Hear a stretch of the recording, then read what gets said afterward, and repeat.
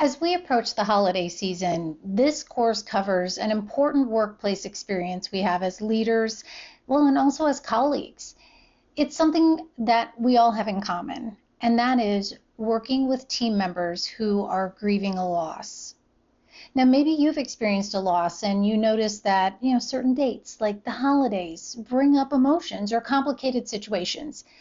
And this course was created to help people navigate grief in the workplace, but the principles and tools can be applied outside of work as well. Sometimes, and you might know this, we're not even aware that a coworker is struggling, especially in the United States. I think we're often taught from a young age to just put our heads down and go to work. And, we're told emotions don't belong in the workplace. And that leads us, to try to handle anything that could be considered a personal matter outside of the workplace. Now, research and interviews tell us that many workers really fear being judged as unprofessional, and some workers worry that they'll actually lose their job if they let someone at work know that they're experiencing grief or having some personal challenges. But the thing is, we're humans. We are not machines, and even the most well-balanced and emotionally intelligent people go through hard times. In fact, the one thing that will happen to all of us, okay, brace yourself, it's death. Now, don't worry, this isn't a heavy course. We're also going to joke a bit, and we'll talk about experiencing joy, which, by the way, is a part of navigating grief. However, the main topic, the one thing that every manager will have to deal with at some point, is a worker who has experienced a loss. Now, the reports are telling us that businesses lose up to $75 billion each year in the U.S. due to the effects of grief in the workplace. Some of those symptoms include absenteeism, presenteeism or quiet quitting, lost productivity and lower work engagement, distraction, and that can lead to mistakes or accidents. Now, whether a person's loss is the death of a loved one or a divorce, loss of property due to a disaster like a fire or flood, hurricane, financial issues, family complications, or even the death of a pet, each person experiences loss in a different way. And sometimes even though they haven't mentioned it or outwardly they seem to be coping well, many people find challenges while they're navigating grief. Now, another thing to mention here is that many people operate based on the belief that there are certain stages of grief, and then grievers should pass through those stages and then move on from grieving as quickly as possible. Let's just note that Elizabeth Kubler-Ross, who brought us the 5 stages of grief, and David Kessler, who co-wrote with Kubler-Ross and added a 6th stage, both communicate that the stages of grief are not linear. She didn't intend for people to think that, and also that the timeline varies for every person. So the newer understandings, including the research since the COVID-19 pandemic, they give us information confirming that the timelines are different for each person and the grief experience is unique for each person. Now, there are several grief theories and models. In my work, I lead toward the dual process model. The model was developed by Strobe and Shute and proposes that people really oscillate between 2 primary coping mechanisms, so loss-oriented and then restoration-oriented. Now, this course includes a session on the grief models and the theories if you're interested. Now, one example of the grief experience being unique, and you might resonate with this, is where siblings who grew up in the same household might experience the death of an elderly parent in completely different ways. Now, also for many people, certain dates or events, smells, or even a song might trigger or activate feelings of grief. And then on other days, the same experience could trigger feelings of joy as the person remembers. And then this emotional response can come up months, years, or even decades after that actual loss. And then the feelings might surprise the person who's grieving, and then they might act in a way that's outside of their normal behavior. For example, grief might come across as anger or anxiety. Sometimes grief brings distraction and affects our ability to remember things or pay attention to details. And we do have a section and a downloadable list that includes some of the physical, behavioral, and emotional symptoms of grief included in the course. And you may know this, in some cases, a death or a loss leaves a person with more responsibilities outside of work, like caregiving or extra financial burdens. The research also indicates that alcohol and other substances are sometimes used as coping mechanisms when a person's experiencing grief, and that can affect physical health or compound mental health challenges. And then the holiday season might bring extra substances and events, resulting in extra challenges for some people. Some people also find that when they're grieving, work is a refuge because they have community or team support. Some people use work as an escape or as a coping mechanism. Other people might overwork for various reasons, and this leaves them at risk for burnout or health issues or both.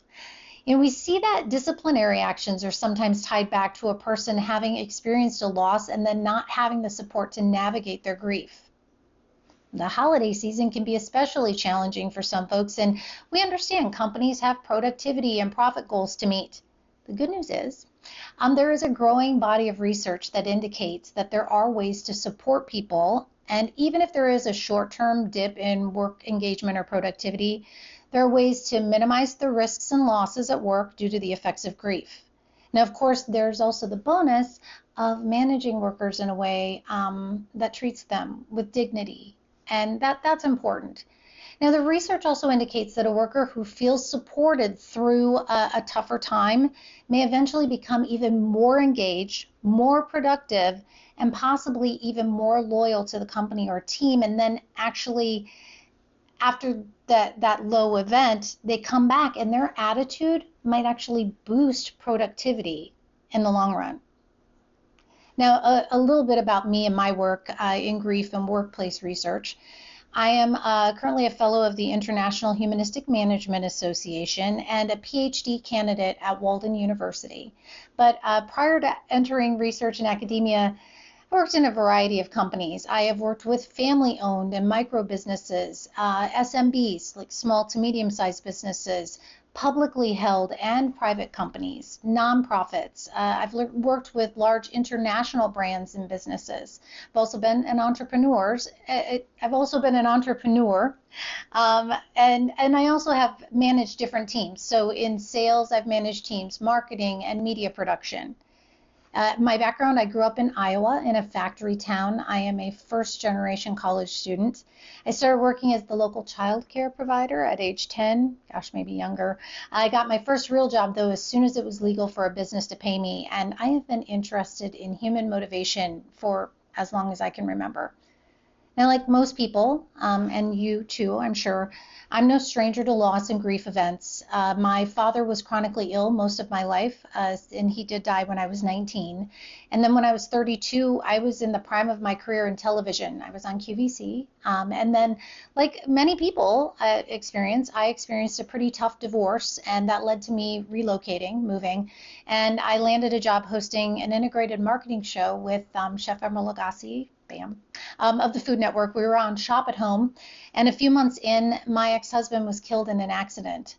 That left me as the only surviving parent of our then 4-year-old daughter. Now, a year later, the TV network closed, and so along with numerous coworkers, I lost my job.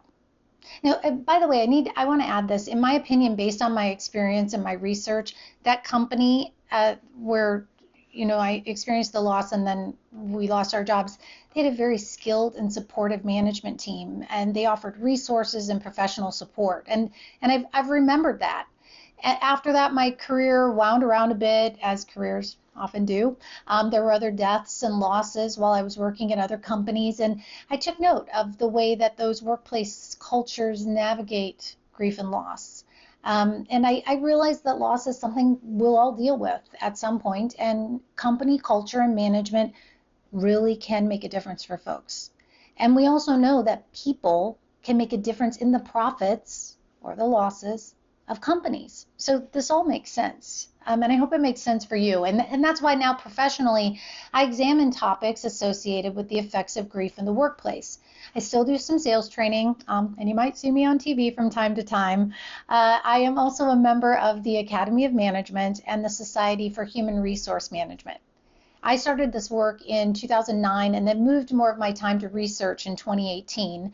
I have interviewed workers and managers, and I'll include my research along with the work of experts in the fields of human resources, organizational behavior, management, and mental health in the workplace. Then we'll combine the information from the latest academic research with practitioner experience. Because I'm well aware, and I'm sure you are too, that things might seem good on paper, but then, we get into real workplaces with real people and they don't necessarily work. So I draw from actual examples of existing companies and information from managers who are in the trenches or have recently been in the trenches. Now, there's obviously more information on navigating grief in the workplace than we could fit into this one course, so I'm going to give you the main highlights. We break the course into modules, and then those are broken into sessions labeled as lessons. And then you can see the time to complete in the title of each one, so you can plan accordingly. You will find videos where you can turn on closed captioning or turn it off. There are transcripts in case you'd rather just read the information. You can choose audio in the attached app if you'd rather just listen, and there are helpful downloads, so those are all included. All the sources will be cited.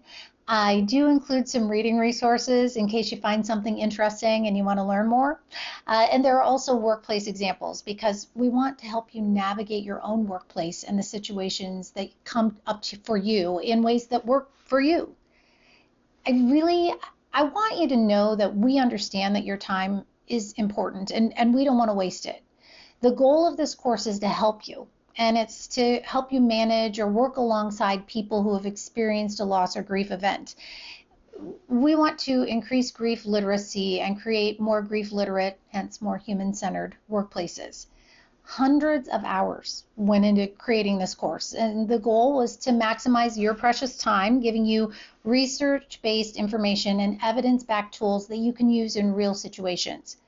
So as you join us in creating these more grief literate workplaces, we really think this course can help you maybe maximize the effectiveness of your leadership and minimize the costs of grief-related losses to your company. And the information you learn here, or maybe it's information you're just being reminded of, actually might help your people to become more highly engaged, to help them appreciate their colleagues more, and it could help them produce high quality products and services that can lead to growth and more success for your company. I mean, we might refer to that as the dignity dividend. So here's to building grief literate, supportive, and productive businesses over this holiday season, well, and beyond.